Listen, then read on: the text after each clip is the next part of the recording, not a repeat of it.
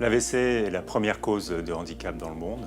On compte en France 150 000 nouveaux cas par an. La récupération motrice du membre supérieur reste difficile, avec seulement 20% des patients qui ont une récupération motrice fonctionnelle au membre supérieur. Quand je mets la main comme ça et que je force à ouvrir les doigts, je sens des nerfs qui bougent, mais bon, là, concrètement, ça ne se manifeste pas. J'ai été opérée du canal carpien, puis après j'ai fait beaucoup d'algodystrophie parce qu'on ne pouvait pas me toucher, m'effleurer, enfin.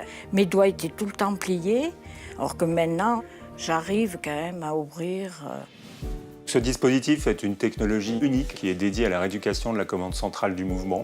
L'illusion visuelle permet de réinstaurer une cohérence entre ce que veut faire le patient d'un côté et de l'autre, les sensations qu'il perçoit.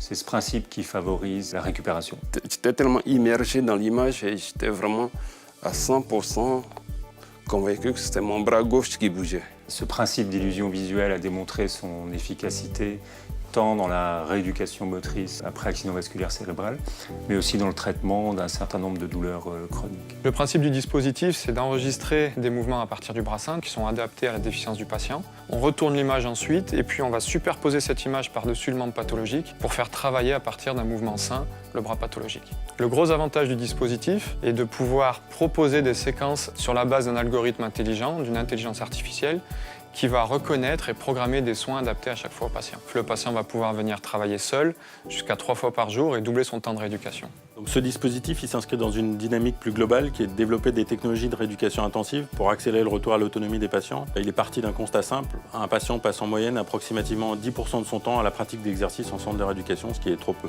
C'est une technologie brevetée qui a été développée en collaboration avec 3 centres de rééducation de la région Rhône-Alpes. De Santé a pour mission de développer des technologies de rééducation intensive pour accélérer le retour à l'autonomie des patients.